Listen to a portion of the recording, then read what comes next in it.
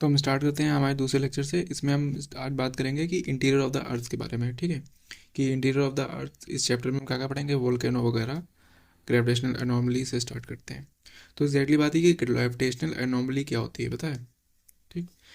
फिर यहाँ पे बात आती है due to geoid shape of the earth, जो डिस्टेंस फ्रॉम द सेंटर है वो डिफरेंट करती है, इक्वेटर वगैरह पे अलग होती है। इस वजह से इसमें ग्रेविटी में एनॉमली रहती है अलग अलग जगहों पे। यही ग्रेविटेशनल एनॉमली है। What is epicentre and hypocentre? Hypocentre को ही फोकस कहते हैं। ठीक है, इपीसेंटर हाइपोफोकस में क्या, हाइपर सेंटर में क्या डिफरेंस है? ठीक।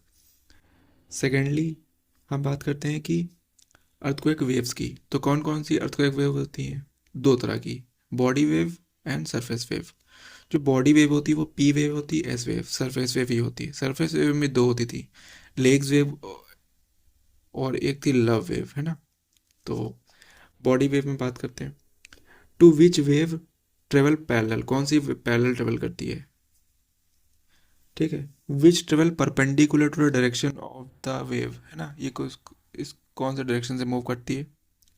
सेकंड क्वेश्चन है विच वेव अराइव फर्स्ट, शायद प्राइमरी वेव करती है। ठीक है। सेकंड क्वेश्चन है विच मूव्स फास्टर, कौन सी फास्ट मूव करती है? ठीक। Which tends to travel only through the solid, solid से कौन ट्रेवल करती है? Which travel only through the solid, liquid and gas, तीनों से कौन सी ट्रेवल करती है? Which arrives after some time, ठीक, and which last to report on the seismograph, और किसका ज़्यादा डिस्ट्रक्शन होता है इसी में, और कौन डिस्प्लेसमेंट ऑफ रॉक्स को कॉज करता है? तो इन सब का आंसर जो है वो है आपकी सरफेस वेव, यही लास्ट में आती हैं। और पूरा डिस्ट्रक्शन, सबसे ज़्यादा डिस्ट्रक्टिव यही वेव्स होती हैं। ठीक है। अगर ओनली थ्रो सॉलिड मीडियम की बात करें तो जो सॉलिड मीडियम से ट्रेवल करती हैं वो प्राइमरी वेव्स होती हैं, जो सिर्फ सॉलिड मीडियम से ट्रेवल करती हैं। ठीक है, और ये पहले आती हैं, इसीलिए इसको प्राइमरी वेव भी कहा जाता है, पी वेव्स, है ना? जो पी वेव होती है ये ट्रेवल करती हैं सॉलिड लिक्विड गैस से, सॉरी। सेकेंडरी वेव जो होती हैं वो ट्रेवल करती हैं सिर्फ और सिर्फ सॉलिड से। ठीक। जबकि जो प्राइमरी वेव है वो सॉलिड लिक्विड एंड गैस तीनों से ट्रेवल करती हैं। ठीक है, so it was the important point. Secondly जो सेस्मो वेव्स, सेस्मिक वेव्स हैं, सरफेस वेव सॉरी, वो लास्ट टू रिपोर्ट होती है सेस्मोग्राफ पे और सबसे ज़्यादा डिस्ट्रक्टिव होती है। ठीक। और जो यहाँ पे क्वेश्चन था पैरेलल कौन सी मूव करती हैं, तो ये है पी वेव्स। और एस वेव और सरफेस वेव, जो एस वेव है और सरफेस वेव है, ठीक, ये दोनों की दोनों परपेंडिकुलर भी वाइब्रेट करती हैं।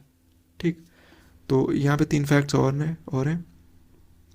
विक्रम साराभाई स्पेस स्टेशन है हमारा Thumba equatorial rocket launching station है हमारा त्रिवेंद्रपुरम में, केरला।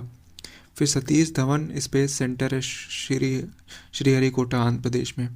फिर अब्दुल कलाम आइलैंड जो कि कोस्ट ऑफ ओडिशा में आता है। ठीक।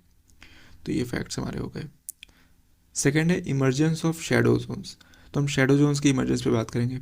Earthquake get recorded on seismograph located at far off locations. However, these exist some specific areas where these waves are not reported. इनको हम शेडो जोन्स कहते हैं। ठीक। तो इन एरियाज को हम रिकॉल करते हैं डायग्राम की वजह से। पी वेव शेडो जोन कौन कौन से होंगे, S wave shadow zone area कौन कौन से होंगे। ठीक। तो एक डायग्राम दिखा देते हैं। ये हमारा ये हमारा डायग्राम हो गया। ठीक। तो ये पी वेव्स हो गया। तो देखो, अगर ध्यान से देखो तो यहाँ पी वेव्स यहाँ यहाँ तो जा रही हैं। ठीक। लेकिन इस एरिया में पी वेव्स नहीं शो कर रही हैं। ठीक। 105 से लेकर के 145 के बीच में, 145 से लेकर के 145 के बीच में पी वेव नहीं शो कर रही हैं। सेम अगर हम एस वेव के लिए देखें तो एस वेव ऊपर वाले की तरफ तो शो कर रही है, लेकिन पूरे ही 105 से पूरे एरिया में नहीं शो कर रही है। तो दिस कंक्लूड क्या, कि it was observe that the area between 105 से 145 पी वेव यहाँ पे ऑब्जर्व नहीं होती हैं। ठीक है, तो ये P wave shadow zone area बनता है। जबकि जो इंटायर एरिया है आफ्टर 105 ये पूरा एस वेव शो करता है। और अगर हम बात करें 105 से 145 के बीच में, तो इसमें both type of shadow zones आते हैं। ठीक है, इसमें दोनों ही शेडो जोन्स नहीं बननी है, जैसे कि आप यहाँ देख सकते हैं, है ना? तो ये हमारा ये चीज़ हो गई। सेकंड आगे बढ़ते हैं, तो ये हमने पढ़ा लिया। अब मेजरिंग ऑफ अर्थक्वेक सबसे इम्पोर्टेंट। ठीक। मैग्नीट्यूड स्केल कौन सी होती है, इसका नाम क्या होता है बताओ? ठीक। तो जो मैग्नीट्यूड स्केल होती है वो होती है हमारी, और रिलेटेड होती है release energy due to earthquake, है ना? अर्थक्वेक की रिलीज एनर्जी को चेक करती है मैग्नीट्यूड स्केल। ये हमारी होती है रिचर स्केल। ठीक, इसकी रेंज क्या होती है? 0 to 10 होती है। ठीक है, 0 to 10 इसकी रेंज होती है। इंटेंसिटी स्केल कौन सी होती है? It takes into account the visible damage, intensity बताती है, ठीक, ऑफ द इवेंट। ये जो होती है वो हमारी मर्कली स्केल होती है, इसकी रेंज होती है 1 से 12 तक। ठीक, इसमें से लॉग स्केल कौन सी होगी? मैग्नीट्यूड स्केल, क्योंकि ये 0 से स्टार्ट हो। ये चैप्टर यहाँ पे शेडो जोन एरिया वाला ये वाला खत्म हो गया।